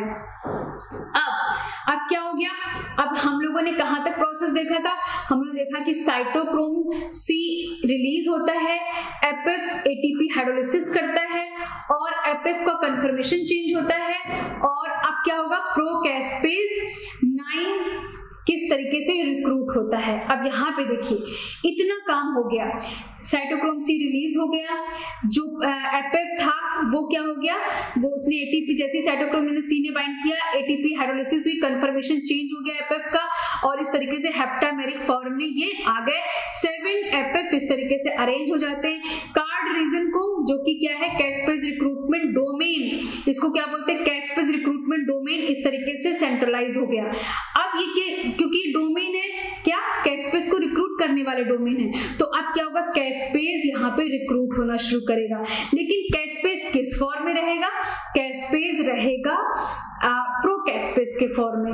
और जो कैस्पेज होता है, यहाँ पे आप कैस्पेज देख सकते हैं, कैस्पेज में एक स्मॉल सब यूनिट होती है, जैसा हमने आपको प्रीवियस वीडियो में बताया कि यहाँ पे एक स्मॉल सब यूनिट है, एक लार्ज सब यूनिट होती है और कैस्पेज के पास भी एक कार्ड डोमेन होता है, मींस कि उसके पास एक प्रो डोमेन होता है, उसी में एक कार्ड डोमेन होता है। तो मींस एफएफ के पास भी कार्ड डोमेन है और प्रोकैस्पेज के पास भी कार्ड डोमेन है, लेकिन ये कार्ड डोमेन सिर्फ और सिर्फ हर कैस्पेज में नहीं पाया जाता है, ये कार्ड डोमेन इनिशिएटर कैस्पेजेस के पास पाया जाता है, क्योंकि सबसे पहले जिसको इनिशिएट करना है एपोप्टोसिस, उसी को तो एफएफ के साथ रिक्रूटमेंट करना है, तो इसीलिए ये कहाँ पाया जाता है, ये पाया जाता है इसमें। तो यहाँ पे आप देख सकते हैं कि इस तरीके से ये जो प्रोकैस्पेज है यहाँ पे रिक्रूट हो गया, इसके पास भी क्या था, कार्ड डोमेन था, ऑलरेडी कार्ड डोमेन और इसके पास भी कार्ड डोमेन, इस तरह से यहाँ पे आके ये रिक्रूट हो गए और अल्टीमेटली ये एपोप्टोजोम में जब इनकॉर्पोरेशन हो जाता है ये प्रोकैस्पेजेस 9 का, तो ये कैस्पेजेस 9 में चेंज कर देते हैं। मींस प्रोकैस्पेजेस कैसे हैं, ये इनएक्टिव है, इस इनएक्टिव को एक्टिव फॉर्म में लाने के लिए यहाँ पे रिक्रूटमेंट करना पड़ता है। जब ये यहाँ पे रिक्रूटमेंट होता है तो एक्टिव कैस्पेजेस में चेंज हो जाता है। किस तरीके से कि 2 स्मॉल सब यूनिट और 2 लार्ज सब यूनिट मिलके इस तरह का एक एक्टिव कैस्पेजेस बना लेती हैं। तो इस तरीके से प्रोकैस्पेजेस 9 के 2 स्मॉल सब यूनिट और 2 लार्ज सब यूनिट मिलके एक एक्टिव कैस्पेज का फॉर्मेशन कर लेती हैं। अब ये तो है इनिशिएटर कैस्पेजेस, और इनिशिएटर कैस्पेज अब किस फॉर्म में आ गया, एक्टिव फॉर्म में आ चुका है। जब ये एक्टिव फॉर्म में आ चुका है तो अब ये क्या करवाएगा, आगे के डाउन स्ट्रीम कैस्पेजेस को एक्टिव कराएगा और इस तरीके से एपोप्टोसिस शुरू हो जाएगी। अब हम लोग आगे बढ़ते हैं कि यहाँ पे आप देख सकते हैं कि मान लीजिए अब हम लोग इसको इस तरीके से, आपको ये समझ में आ गया कि एफएफ का रिक्रूटमेंट कैसे होता है और कैसे कैस्पेज को एक्टिव कराया जाता है। अब जैसे प्रोकैस्पेज 9 एक्टिव हो गया, मींस की एक्टिव कैस्पेजेस 9 में चेंज हो गया, तो अब अपने डाउनस्ट्रीम कैस्पेजेस को एक्टिव करेगा और एपोप्टोसिस हो जाएगा। तो ये इंट्रिंसिक पाथवे होता है, क्योंकि यहाँ पे क्या है, माइटोकॉन्ड्रिया का इन्वॉल्वमेंट है, माइटोकॉन्ड्रिया से साइटोक्रोम सी रिलीज होता है, इसलिए इस पाथवे को इंट्रिंसिक पाथवे या माइटोकॉन्ड्रियल पाथवे बोला जाता है। अब हम लोग एक क्रूड फॉर्म में यहाँ पे देख सकते हैं कि सपोज कि यहाँ पे क्या है, यहाँ पे कोई डीएनए का डैमेज हुआ है, मतलब हम लोगों ने सेल साइकिल भी पढ़ा था, तो वहां में हम आपसे बार बार बोल रहे थे कि ये एटीएम एटीआर आपको एपोप्टोसिस में भी बताएंगे या फिर जब कैंसर बायोलॉजी होगी तो वहां भी बताएंगे। तो यहाँ पे हम लोग ओवरऑल एक बात करते हैं कि सपोज कोई डीएनए डैमेज हुआ, जब ब्रेक होता है तो एक्सप्रेशन किसका होता है, एटीएम और एटीआर का। एटीएम और एटीआर क्या है, they are kinases, serine threonine kinases होते हैं। ये डिटेक्ट करते हैं कि डीएनए डैमेज हुआ है, इसमें कुछ डैमेज प्रोटीन भी होते हैं इन्वॉल्व, जिनके थ्रू ये एटीएम और एटीआर ये डिटेक्ट करते हैं कि डीएनए डैमेज हुआ है। एटीएम डिटेक्ट करता है डबल स्ट्रैंडेड डैमेज को और एटीआर डिटेक्ट करता है सिंगल स्ट्रैंडेड डैमेज को। अब जब ये दोनों ही मतलब मॉलिक्यूल जैसा भी डैमेज हो उसके अकॉर्डिंग इन्होंने जब डिटेक्ट कर लिया, तो ये कुछ चेक पॉइंट्स काइनेजेस को एक्टिवेट कर देते हैं। वो चेक पॉइंट काइनेसिस 1 और चेक पॉइंट काइनेसिस 2 होते हैं, उनको रिकॉग्नाइज मतलब उनको एक्टिवेट करता है। मींस कि ATM ATR are the kinases, they also activate the other kinases. Which kinases? Checkpoint kinases. Checkpoint kinases को एक्टिवेट कर देगा। अब इसके बाद जब ये चेक पॉइंट्स काइनेसिस एक्टिवेट हो जाते हैं तो अब एक इंपॉर्टेंट मॉलिक्यूल है P53, जिसके बारे में हमने बताया था कि ये क्या होता है, गार्जियन ऑफ द जीनोम होता है। P53 मॉलिक्यूल एक ऐसा मॉलिक्यूल है जो कि ट्यूमर सप्रेसर जीन होता है और ये हेल्प करता है कि ये सेल साइकिल के नेगेटिव रेगुलेटर का काम करता है। मींस कि अगर कोई प्रॉब्लम है तो उस समय सेल साइकिल को हॉल्ट कर सकता है। तो P53 मतलब नॉर्मली तो P53 मॉलिक्यूल है बट वो काम नहीं कर रहा। क्यों नहीं कर पा रहा? क्योंकि उससे एक मॉलिक्यूल और है जिसका नाम है MDM2, उसने इससे बाइंड करके रखा था। यहाँ पे ये एक्चुअली ज्वाइंट होना चाहिए, इसने इसको इनिबिट करके रखा था। MDM2 ने P53 को इनिबिट करके रखा था कि P53 फ्री ना हो, क्योंकि अभी तो सब कुछ नॉर्मल चल रहा है तो अभी P53 मॉलिक्यूल की जरूरत नहीं है। जब कोई प्रॉब्लम आएगी तो गार्जियन का काम जब प्रॉब्लम है तब होगा। तो यहाँ पे क्या हुआ कि अभी वो वैसे ही काम कर रहा है, मतलब अभी इनिबिटेड है, लेकिन जैसे ही DNA डैमेज हुआ, चेक पॉइंट्स काइनेसिस एक्टिव हुए, तो क्या हुआ कि ये जो काइनेसिस थे, जैसे ही काइनेसिस एक्टिव हुए, इसने P53 मॉलिक्यूल को फॉस्फोराइलेट कर दिया। जब P53 मॉलिक्यूल फॉस्फोराइलेट हो गया तो ऐसे केस में अब ये MDM2 इसको छोड़ देगा और P53 एक्टिव हो गया। अब P53 एक्टिव होके ये ट्रांसक्रिप्शन फैक्टर का काम करता है अदर प्रोसेस के लिए। कौन से प्रोसेस? DNA रिपेयर करने में हेल्प कर सकता है। अगर डैमेज ज्यादा है तो सेल साइकिल को हॉल्ट करा सकता है। मींस की सिंथेसिस फेज में रेप्लिकेशन अच्छे से नहीं हो रहा है या कोई भी फेज है सेल साइकिल का प्रोसेस अच्छे से नहीं चल रहा है या रेप्लिकेशन अच्छे से नहीं हुआ है, तो उस केस में ये क्या करेगा, P53 मॉलिक्यूल सेल साइकिल को हॉल्ट करा देगा। किसके थ्रू? ये जो P53 मॉलिक्यूल है ट्रांसक्रिप्शन फैक्टर की तरह काम करेगा। एक प्रोटीन होती है P21 और P21 नेगेटिव रेगुलेटर होता है सेल साइकिल के लिए। मींस कि ये सेल साइकिल के लिए इनिबिटर का काम करता है। CDKs इनिबिटर होते हैं ये P53। तो क्या होगा कि P53 ट्रांसक्रिप्शन फैक्टर एक्टिव हुआ, उसने P21 को ट्रांसक्राइब कराया, P21 ने सेल साइकिल के CDKs को इनहिबिट कर दिया। अब आपको पता है कि CDKs अगर इनहिबिट हो गया तो सेल साइकिल तो रेगुलर मींस प्रोग्रेशन में नहीं जाएगी। तो इस तरह से पहला प्रोसेस। तो जब डैमेज कम है तो उसको रिपेयर एज इट इज करा जा सकता है। उससे थोड़ा ज्यादा डैमेज है तो सेल साइकिल को हॉल्ट किया जा सकता है।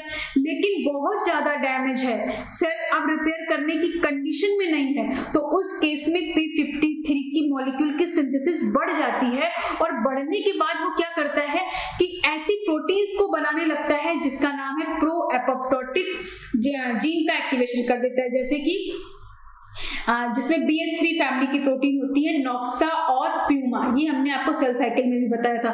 नॉक्सा और प्यूमा प्रोटीन को एक्टिवेट कर देगा, मींस उनकी सिंथेसिस करवाने लगेगा।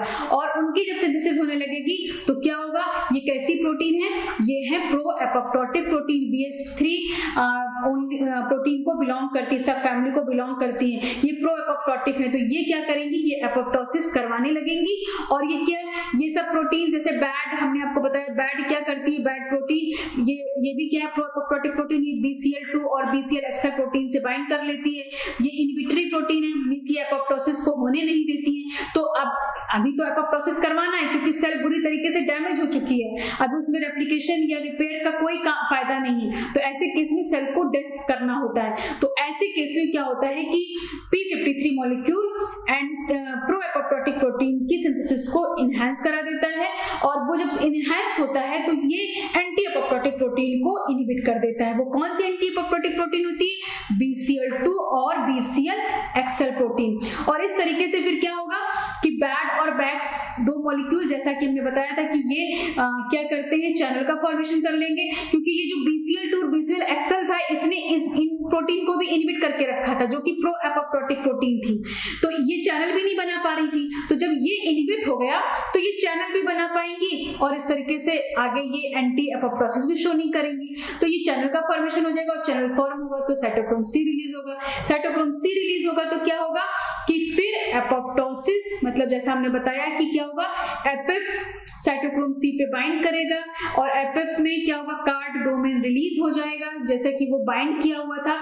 अब यहाँ पे आप देख सकते हैं कि यहाँ पे आप देख रहे हैं कि ये क्या है, ये एफएफ है, एफएफ में कार डोमेन क्या हो रहा है, ये कार डोमेन इस तरीके से यहाँ पे इनहिबिटेड है, तो इसको रिलीज करा दिया जाएगा। जैसे साइटोक्रोम सी बाइंड करेगा, ये कार डोमेन रिलीज हुआ, एटीपी की हाइड्रोलिसिस होगी और ये हेप्टामर बनेगा। प्रोकैस्पेजेस को यहाँ पे क्या कर दिया जाएगा, रिक्रूट किया जाएगा, प्रोकैस्पेज एक्टिवेट हो जाएंगे और एक्टिवेट होने के बाद अपने डाउन स्ट्रीम प्रोकैस्पेजेस को एक्टिव करके कैस्पेजेस के फॉर्म में चेंज कर देंगे और इस तरीके से एपोप्टोसिस हो जाएगा। तो ये एक प्रोसेस था एपोप्टोसिस का। तो आई थिंक ये इंट्रिंसिक पाथवे है, आपको समझ में आ गया होगा। वो टू टाइप्स के होते हैं, कैस्पेज डिपेंडेंट और कैस्पेज इंडिपेंडेंट। तो कैस्पेज डिपेंडेंट में हम लोग एक्सट्रिंसिक और इंट्रिंसिक दो पाथवे होते हैं। तो जो इंट्रिंसिक पाथवे है ये हम लोग डिस्कस कर चुके हैं। अभी हम लोग एक्सट्रिंसिक पाथवे की बात करेंगे, जिसको हम लोग डेथ पाथवे कहते हैं। तो अब हम लोग स्टार्ट करते हैं कि एक्सट्रिंसिक पाथवे की अगर हम लोग बात करें तो कोई एक्स्ट्रा सेलुलर सिग्नल मिलता है जिसकी वजह से ये पाथवे इंड्यूस होता है एपोप्टोसिस का।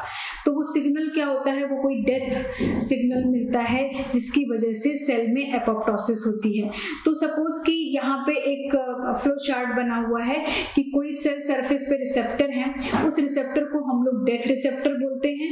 वो रिसेप्टर हो सकता है FAS-R, जिसको बोलते हैं fatty acid synthetase R for receptor, जो कि TNF रिसेप्टर फैमिली को बिलोंग करता है। तो जो एक्सट्रिंसिक पाथवे में जो रिसेप्टर इन्वॉल्व होते हैं वो TNF फैमिली को बिलोंग करते हैं, या उसको हम लोग फास्ट रिसेप्टर बोलते हैं। और ये कहाँ पे क्योंकि रिसेप्टर है तो सेल सरफेस पे पाए जाएंगे। और इसके बाद ये किससे बाइंड करते हैं, एक पर्टिकुलर लीगेंड से बाइंड करते हैं जिसको बोला जाता है FAS-L, fatty acid synthetase L for ligand, FAS-L। But आपको फुल नेम पे नहीं जाना है, तो FAS-R मींस कि एक रिसेप्टर जो जिसका नाम FAS-R है, या वो डेथ रिसेप्टर की तरह काम करता है और एक लीगेंड बाइंड करता है उस रिसेप्टर से, और इस तरीके से इस एपोप्टोसिस की शुरुआत होती है। तो जो ये लीगेंड होता है वो लीगेंड किन्हीं पर्टिकुलर सेल्स में एक्सप्रेस होता है, NK सेल्स में एक्सप्रेस होगा या फिर साइटोटॉक्सिक T सेल्स में एक्सप्रेस होगा। इस तरीके से ये लीगेंड एक्सप्रेस होता है और ये एक्टिवेट करते हैं एपोप्टोसिस को। और जो फैट डोमेन होता है वो प्रोकैस्पेज के साथ रिक्रूट होता है और इस तरीके से फिर कैस्पेज, यहाँ पे जो इनिशिएटर कैस्पेज है कैस्पेज 8, ये एक्टिवेट होता है और अल्टीमेटली कैस्पेज 3 एक्टिवेट होके एपोप्टोसिस कॉज कराता है।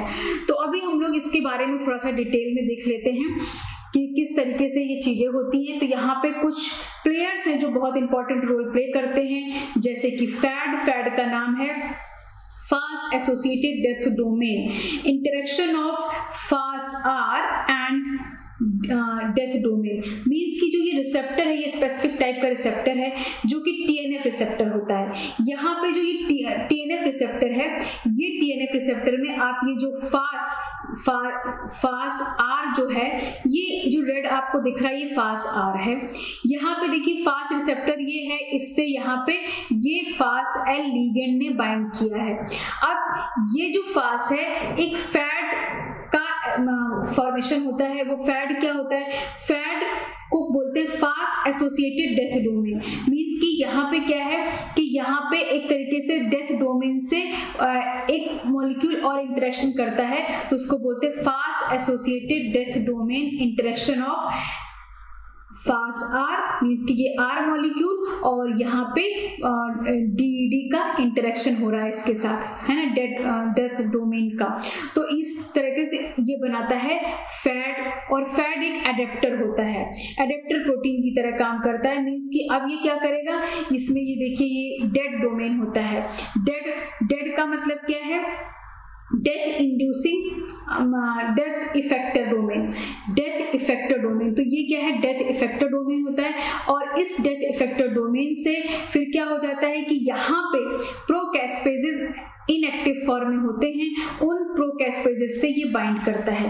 तो यहाँ पे आपको क्या समझ में आया, जैसे कि हमने यहाँ पे आपको इस डायग्राम में बताया कि सबसे पहले क्या होता है कि यहाँ पे देख रहे हैं कि रिसेप्टर ने लीगेंड से बाइंड किया है और वो रिसेप्टर उसको डेथ रिसेप्टर बोलते हैं, और वो लीगेंड कहाँ एक्सप्रेस होता है, साइटोटॉक्सिक T सेल्स में या NK सेल्स में, और ये लीगेंड इससे बाइंड करता है और एपोप्टोसिस एक्टिवेट हो जाती है क्योंकि सिग्नलिंग मिल रही।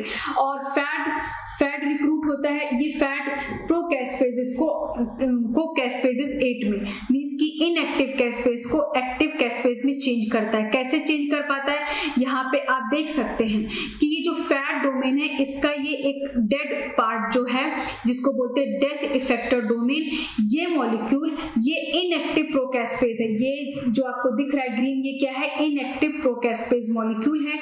इससे इंटरेक्शन शो करता है और इस तरीके से इसका ऑटो क्लीवेज होता है प्रोकैस्पेज 8 का।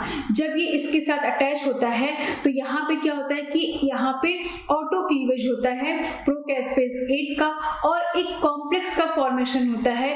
उस कॉम्प्लेक्स का नाम होता है डेथ इंड्यूसिंग सिग्नलिंग कॉम्प्लेक्स, इसको बोलते हैं डेथ इंड्यूसिंग सिग्नलिंग कॉम्प्लेक्स। और डेथ इंड्यूसिंग सिग्नलिंग कॉम्प्लेक्स बन जाता है और इस तरीके से ये जो प्रोकैस्पेज इनएक्टिव फॉर्म में थे ये एक्टिव फॉर्म में चेंज होता है क्योंकि ये मॉलिक्यूल यहाँ से क्लीव हो गया है। मींस कि जो इनएक्टिव प्रोकैस्पेजेस है वो कब एक्टिव होते हैं, जब वो फैट से रिक्रूट होते हैं, फैट के साथ अटैच होते हैं। फैट क्या होता है, fat fast associated death domain है। फास्ट क्या है, फास्ट एक रिसेप्टर है, तो रिसेप्टर के साथ एक और डोमेन अटैच होता है डेथ डोमेन, और उस डेथ डोमेन में एक और डोमेन होता है जिसको बोलते हैं डेथ इफेक्टर डोमेन। और ये डेथ इफेक्टर डोमेन किससे बाइंड करता है, इनएक्टिव प्रोकैस्पेजेस के साथ इंटरेक्शन शो करता है। और इस तरीके से जो इनएक्टिव प्रोकैस्पेजेस होते हैं कैस्पेजेस 8 वो एक कॉम्प्लेक्स बनाता है जिसका नाम होता है डेथ इंड्यूसिंग सिग्नलिंग कॉम्प्लेक्स। और इसके बाद अल्टीमेटली ये क्लीव हो जाता है और ये एक्टिव फॉर्म में आता है। तो प्रोकैस्पेजेस 8 एक्टिव कैस्पेजेस 8 में चेंज होता है। इसके बाद जो ये एक्टिव कैस्पेजेस बनते हैं ये अपने डाउन स्ट्रीम कैस्पेजेस को कैस्पेज 3 को एक्टिव कर देते हैं, मींस की प्रोकैस्पेजेस से उसको कैस्पेजेस 3 में चेंज कर देते हैं और इस तरीके से सेल डेथ या एपोप्टोसिस हो जाता है। तो अभी क्योंकि जब कैस्पेजेस 3 एक्टिव होंगे तो वो अपने डाउन स्ट्रीम बहुत सारे ऐसे मॉलिक्यूल होंगे, डीएनएज होंगे या लैमिन होंगी, बहुत सारी प्रोटीन्स होंगी, उनको डिग्रेड करेंगे और इस तरीके से एपोप्टोसिस हो जाएगा। तो अभी यहाँ पे आपको एक बार हम फिर से बता रहे हैं, यहाँ पे दो मेन चीजें हैं, एक रिसेप्टर है और एक लीगेंड है। रिसेप्टर का नाम क्या है, रिसेप्टर का नाम है फैस। फैस का मतलब fatty acid synthetase. Fatty acid synthetase जो फैस रिसेप्टर है ये बिलोंग करता है टीएनएफ फैमिली के रिसेप्टर को। तो ये जो टीएनएफ बीटा फैमिली के रिसेप्टर को बिलोंग करता है और इसमें यहाँ पे जब कोई death domain death receptor bind करता है जिसका नाम वो डेथ रिसेप्टर किसके पास होता है, लिम्फोसाइट सेल्स के पास होता है या इनके सेल्स के पास होता है। इन सेल्स के पास ये लीगेंड होता है और ये लीगेंड जब इससे अटैच होता है इस तरीके से एक दूसरी सेल होती है उसके पास ये लीगेंड है ग्रीन वाला और यहाँ पे ये रिसेप्टर ये हमारी टारगेट सेल है। ये जो है हमारी टारगेट सेल का प्लाज्मा मेम्ब्रेन है। यहाँ पे ये कौन सी है, लिम्फोसाइट सेल है जहाँ पे जिसके पास एक फास्ट लीगेंड है, इसके पास फास्ट रिसेप्टर है और ये दोनों बाइंड करते हैं। बाइंड करने के बाद यहाँ पे एक फैट का फॉर्मेशन होता है। फैट क्या होता है, फैट के पास एक डेथ डोमेन होता है और इसके बाद वो फास्ट से एसोसिएटेड होता है और इसके पास एक डेथ इफेक्टर डोमेन होता है जो कि प्रोकैस्पेजेस से इंटरेक्शन शो करता है और प्रोकैस्पेजेस का ऑटो क्लीवेज होता है। क्लीवेज होकर प्रोकैस्पेजेस 8 एक्टिव कैस्पेजेस 8 में चेंज हो जाते हैं और जब ये एक्टिव फॉर्म में आता है तो एक्टिव प्रोकैस्पेजेस 8 इनएक्टिव प्रोकैस्पेजेस 8 को क्लीव करके एक्टिव कैस्पेजेस 3 में चेंज करता है। जब ये एग्जीक्यूट करते हैं आगे एपोप्टोसिस को और कैस्पेजेस 3 फर्दर क्या करते हैं कि अपने डाउन स्ट्रीम मॉलिक्यूल को जो कि बहुत सारा एपोप्टोसिस में इन्वॉल्व होते हैं उनको एक्टिवेट कर देते हैं। इस तरीके से सेल में डेथ हो जाती है या एपोप्टोसिस कॉज हो जाती है। तो ये क्योंकि किसकी वजह से हुआ, एक एक्सटर्नल फैक्टर लीगेंड इन्वॉल्व था जिसका नाम फास्ट एल लीगेंड था, इस वजह से इसको हम लोग एक्सट्रिंसिक पाथवे कहते हैं। क्योंकि जब हम लोग इंट्रिंसिक पाथवे पढ़ रहे थे तो वहां पे सेल के अंदर माइटोकॉन्ड्रिया से साइटोक्रोम सी रिलीज हो रहा था और इस तरीके से एपोप्टोसिस हो रहा था। बट यहाँ पे एक एक्सटर्नल फैक्टर जो कि एक डेथ रिसेप्टर पे एक डेथ लीगेंड आके बाइंड कर रहा है और इस तरीके से यहाँ पे डेथ हो रही है, तो इसलिए इसको एक्सट्रिंसिक पाथवे कहा गया है। जो फास्ट एल, जो यहाँ पे हमने फास्ट एल बताया है, ये जो लीगेंड होता है ये होमो ट्राइमेरिक होता है। ये खुद भी इटसेल्फ ट्राइमेरिक होता है, ट्रांस मेम्ब्रेन प्रोटीन एक्सप्रेशन, क्योंकि ये देखिए लिम्फोसाइट पे लिगेंड पाया जाता है और ये कहाँ कहाँ पे एनके सेल्स में, लिम्फोसाइट्स में और साइटोटॉक्सिक टी सेल्स में पाया जाता है। तो इस तरीके से ये एक्सट्रिंसिक पाथवे होता है। तो अभी आपको यहाँ पे फिर से क्लियर हो गया होगा कि यहाँ पे आप देख सकते हैं, इसको हम इरेज कर देते हैं। यहाँ पे आप क्या देख सकते हैं, यहाँ पे आप देख सकते हैं कि सबसे पहले क्या हुआ, सेल सरफेस रिसेप्टर जो कि डेथ रिसेप्टर है, जिसको हम लोग FAS-R या TNF रिसेप्टर फैमिली को बिलोंग करता है। ये सीरीन थ्रियोनिन टाइप के काइनेजेस टाइप के रिसेप्टर होते हैं। यहाँ पे आप देख सकते हैं कि ये क्या करते हैं कि ये रिसेप्टर से जब कोई लीगेंड बाइंड करता है, वो लीगेंड कैसा होता है, हेट्रोट्राइमेरिक होता है। कहाँ पाया जाता है, एक्सप्रेस्ड होता है साइटोटॉक्सिक टी सेल्स पे, लिम्फोसाइट सेल्स पे या एनके सेल्स पे। इन सेल्स पे ये एक्सप्रेस होते हैं और ये ट्रांसमेम्ब्रेन लीगेंड होते हैं। ये लीगेंड इस रिसेप्टर से बाइंड करते हैं तो एपोप्टोसिस एक्टिवेट हो जाती है। कैसे एक्टिवेट होती है, एक फैट बनता है और वो फैट के पास एक डेथ डोमेन होता है और एक फास होता है, दोनों मिला के फैट एसोसिएटेड डेथ डोमेन का फॉर्मेशन करते हैं। और इसके बाद एक डेड इफेक्टर मॉलिक्यूल होता है, डेथ इफेक्टर मॉलिक्यूल, उससे प्रोकैस्पेजेस का मींस अटैचमेंट होता है और फिर इसके बाद प्रोकैस्पेजेस चेंज होते हैं कैस्पेजेस 8 में और प्रोकैस्पेजेस से कैस्पेज 8 में चेंज होने के बाद ये एक्टिव फॉर्म में आ गया और इसके बाद ये इनएक्टिव कैस्पेज 3 को, जो कि प्रोकैस्पेज 3 के फॉर्म में है, उसको एक्टिव कैस्पेज 3 के फॉर्म में चेंज कर देगा और फिर इसके डाउनस्ट्रीम मॉलिक्यूल एक्टिवेट हो जाएंगे और एपोप्टोसिस हो जाएगा। तो ये एक्सट्रिंसिक पाथवे था। अब हम लोग कुछ एपोप्टोसिस के इनहिबिटर्स की बात कर लेते हैं। तो अगर हम इंट्रिंसिक पाथवे, जो कि हमने प्रीवियसली बता चुके हैं, इंट्रिंसिक पाथवे की बात करें तो वहां पे जो इनहिबिटर्स ऑफ एपोप्टोसिस, इसका नाम है इनहिबिटर्स ऑफ एपोप्टोसिस, IAPs, इसको बोला जाता है IAPs। फर्स्ट आइडेंटिफाई किया गया था बकेलो वायरस में। तो ये सबसे पहले जो इंट्रिंसिक पाथवे में जो एपोप्टोसिस को इनहिबिट करते हैं, उन इनहिबिटर्स को IAPs बोलते हैं, जो कि फर्स्ट टाइम बकेलो वायरस में आइडेंटिफाई किए गए थे। और ये किस तरीके से एपोप्टोसिस को रोक पाते हैं, ये एक्टिव कैस्पेजेस को आइडेंटिफाई करते हैं और उनको डिग्रेड करा देते हैं और इस तरीके से ये एपोप्टोसिस को इनहिबिट कर देते हैं। और ये IAPs क्योंकि फर्स्ट टाइम ये बकेलो वायरस में देखे गए थे, तो ये क्या करते हैं, IAPs prevent host cell from apoptosis which is infected by virus, means कि जो इस वायरस से इन्फेक्टेड होता है उन सेल्स के एपोप्टोसिस को ये प्रिवेंट कर पाते हैं। फिर जो और इनहिबिटर्स थे उनमें ऐसा पाया गया कि इनके पास जो जितने भी IAPs होते हैं उनके पास एक या एक से ज्यादा बकेलो वायरस का रिपीट होता है और यही रिपीट कैस्पेजेस को आइडेंटिफाई करता है, एक्टिव कैस्पेजेस को, और उनको यूबिक्विटिनाइजेशन के थ्रू डिग्रेड करा देता है। तो जब कैस्पेजेस, एक्टिव कैस्पेजेस डिग्रेड हो जाएंगे तो एपोप्टोसिस नहीं हो पाएगी और इस तरीके से ये एपोप्टोसिस को इनहिबिट करते हैं। अब इसके बाद अगर हम एक्सट्रिंसिक पाथवे की बात कर रहे हैं तो यहाँ पे जो एक्सट्रिंसिक पाथवे इनहिबिट होता है वो फ्लिप, एक प्रोटीन इनहिबिटर मॉलिक्यूल होता है, उस फ्लिप से इनहिबिट होते हैं और ये इनएक्टिवेट कर देते हैं फैट डोमेन को, जो कि बहुत इंपॉर्टेंट है क्योंकि यहाँ पे आप देख सकते हैं जो फैट है, फैट एक एडेप्टर की तरह काम करता है प्रोकैस्पेजेस के लिए। तो अगर ये फैट ही नहीं होगा तो ये प्रोकैस्पेजेस नहीं बाइंड कर पाएंगे। तो इस तरीके से यहाँ पे आप देख सकते हैं और ये कॉम्प्लेक्स भी नहीं बनेगा। कौन सा कॉम्प्लेक्स, ये जो DISC कॉम्प्लेक्स जो बन रहा है, जिसको हम लोग बोलते हैं डेथ इंड्यूसिंग सिग्नलिंग कॉम्प्लेक्स, ये कॉम्प्लेक्स का फॉर्मेशन नहीं होगा तो आगे के प्रोसेस नहीं होंगे। तो इस तरीके से ये क्या करता है, इनएक्टिवेट कर देता है फैट को और कैस्पेजेस 8 को, जो कि एक इनिशिएटर कैस्पेजेस की तरह काम करता है। तो ये हमारा कैस्पेजेस में जो जो इनहिबिटर्स होते हैं, सॉरी एपोप्टोसिस में, उनके बारे में हम लोगों ने डिस्कशन किया। अब हम लोग यहाँ पे देख लेते हैं कि एपोप्टोसिस और कैंसर का क्या रिलेशन है। जहाँ पे कैंसर सेल्स होती हैं ऑब्वियसली वहां पे एपोप्टोसिस नहीं हो पाता, इसीलिए वो ट्यूमर के फॉर्म में रहती हैं। नहीं तो अगर एपोप्टोसिस का प्रोसेस हो तो अनवांटेड सेल्स हमारी बॉडी में क्यों रह पाए, वो तुरंत एपोप्टोसिस कर दिया जाए। बट एपोप्टोसिस जो कैंसरस सेल्स होती है वो ऐसी हो चुकी होती हैं कि वो कुछ ऐसे पाथवेज को इग्नोर करती हैं जिसकी वजह से कैंसरस सेल्स में एपोप्टोसिस नहीं हो पाता है। जैसे कि क्या करते हैं कि जो कैंसरस सेल्स होती हैं वो P53 मॉलिक्यूल का इनएक्टिवेशन कर देती हैं।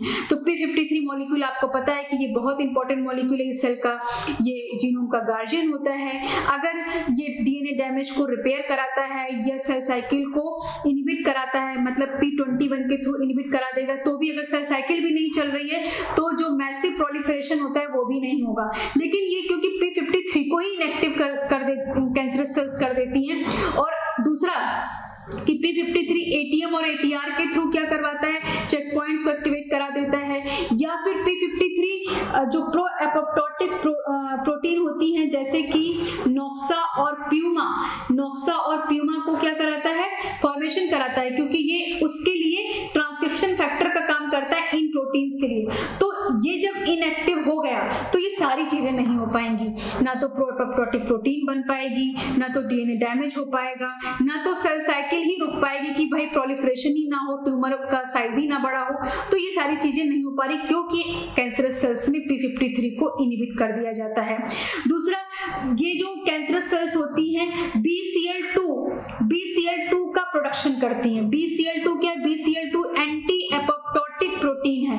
अब एंटी एपोप्टोटिक प्रोटीन का अगर ज्यादा फॉर्मेशन होगा तो एपोप्टोसिस नहीं हो पाएगी, या फिर ये मिमिक कर देती है BCL2 को। BCL2 की तरह कुछ ऐसे मॉलिक्यूल्स होते हैं जो कि मिमिक करते हैं, तो इसकी वजह से भी क्या होता है कि एंटी एपोप्टोसिस होती है, मींस कि एपोप्टोसिस नहीं हो पाती है, एपोप्टोसिस इनहिबिट हो जाता है। They inhibit expression of gene for FF1। अब देखिए FF1 जो कि हमने आपको बताया था, ये क्या होता है, FF1 के बारे में हमने आपको प्रीवियस वीडियो में बताया था, हम यहाँ पे आपको थोड़ा सा दिखा देते हैं। ये FF1 मॉलिक्यूल है। FF1 मॉलिक्यूल को अगर हम लोग देखें तो ये क्या होता है, एपोप्टोटिक प्रोटीएज एक्टिवेटिंग फैक्टर। ये FF1 बहुत इंपॉर्टेंट फैक्टर है क्योंकि ये क्या करता है, कैस्पेस को रिक्रूट कराता है और कैस्पेस को एक्टिव फॉर्म में लाता है। लेकिन ये FF1 कैंसरस सेल्स में FF1 ही नहीं बन पा रहा है, तो क्या होगा, एपोप्टोसिस नहीं हो पाएगा। ये FF1 अगर हम लोग इसको C एलिगेंस में बात करें तो C एलिगेंस में FF को SED4 से कंपेयर किया जाता है। मींस कि FF1 का काम जो इंट्रिंसिक पाथवे में होता है वो C एलिगेंस में SED4 मॉलिक्यूल करता है। ये क्योंकि आपके एग्जाम में कभी कभी क्वेश्चन ऐसा पूछा जाता है तो हमने यहाँ पे मेंशन कर दिया है, तो ये आपको याद रखना। C एलिगेंस जो एक निमेटोड होता है जो कि मॉडल ऑर्गेनिज्म की तरह काम करता है, तो वहां जब एपोप्टोसिस होती है तो वहां FF की जगह SED4 होता है। अब इसके बाद तो हम लोग क्या बात कर रहे थे कि जो FF है, ये जो कैंसरस सेल्स होती है FF को भी क्या कर देती है, यहाँ पे हम लोग देख सकते हैं कि inhibit the expression of gene for FF1। तो FF1 का एक्सप्रेशन नहीं होगा, जब FF1 का एक्सप्रेशन नहीं होगा तो हेप्टामेरिक जो ये एपोप्टोसोम बना था वो एपोप्टोसोम का फॉर्मेशन नहीं होगा। एपोप्टोसोम नहीं बनेगा तो प्रोकैस्पेजेस रिक्रूट नहीं होंगे। प्रोकैस्पेजेस रिक्रूट नहीं होंगे अगर, तो कैस्पेजेस एक्टिव फॉर्म में नहीं आ पाएंगे और इस तरीके से एपोप्टोसिस इनहिबिट हो जाएगी। तो ये देखिए कैंसरस सेल्स क्या क्या कर रही हैं, P53 मॉलिक्यूल को भी इनहिबिट कर दे रही हैं, उनका इनएक्टिवेशन कर दे रही हैं। BCL2 का प्रोडक्शन ज्यादा कर रही जो कि एंटी एपोप्टोटिक है। BCL2 को मिमिक कर दे रही कि BCL2 की तरह कुछ और मॉलिक्यूल होंगे जो कि मिमिक कर रहे हैं, तो एंटी एपोप्टोसिस हो रही है, एपोप्टोसिस हो ही नहीं रही है।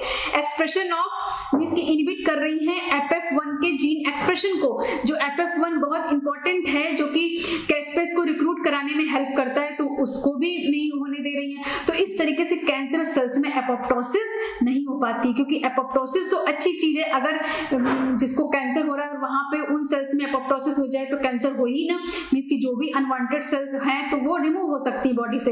लेकिन वहां पे जो कैंसरस सेल्स होती है वो अपने पाथवेज को वो बहुत सारा चीज अपना चेंज कर देती हैं, अपना उनका जीने का तरीका अलग हो जाता है। इस वजह से क्या होता है कि वहां पे एपोप्टोसिस नहीं हो पाता है। फिर इसके बाद अगर हम लोग बात करें तो जो दूसरा, ये तो इंट्रिंसिक पाथवे में हमने बात बताई कि इंट्रिंसिक पाथवे में FF और ये सारे मॉलिक्यूल का इन्वॉल्वमेंट होता है। अगर हम इन एक्सट्रिंसिक पाथवे की बात करें तो block the T cell FasL और kill the cytotoxic T cell with Fas cell.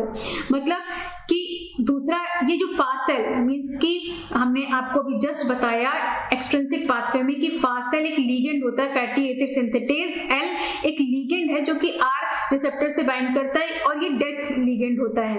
अगर कोई प्रॉब्लम है तो उस समय डेथ लीगेंड आएगा, डेथ रिसेप्टर से बाइंड करेगा और इस तरीके से सेल डेथ हो जाएगी, मतलब प्रोग्राम सेल डेथ हो जाएगी। बट यहाँ पे क्या होता है कि ये जो एपोप्टोटिक सेल्स होती है ये लीगेंड को भी इनहिबिट कर देती हैं, तो इस तरीके से कैंसर कैंसरस सेल्स में एपोप्टोसिस न तो एक्सट्रिंसिक इंट्रिंसिक दोनों ही तरीके से नहीं होने पाती है, इस वजह से ट्यूमर बड़ा होता जाता है। अब इसके बाद हम लोग अगर हम HIV की बात करें तो ये सिंड्रोम के बारे में आपको पता है कि यहाँ पे एड्स कॉज हो जाता है। तो ऐसे पेशेंट में क्या होता है कि उनकी इम्यूनिटी बहुत वीक हो जाती है। क्या होता है वहाँ पे जिनमें HIV पैथोजेनेसिस होती है वहाँ पे बहुत ज़्यादा किसकी डेथ होती है, CD4 T सेल्स की। तो CD4 T सेल्स की डेथ होती है एपोप्टोसिस की वजह से। तो मीन्स की एपोप्टोसिस हमने आपको पहले ही बता दिया कि apoptosis is good thing, but this good thing is too much low और या कम अमाउंट में हो रही है तो ये क्या हो सकती है, बैड थिंग है। किस केस में, कैंसर के केस में।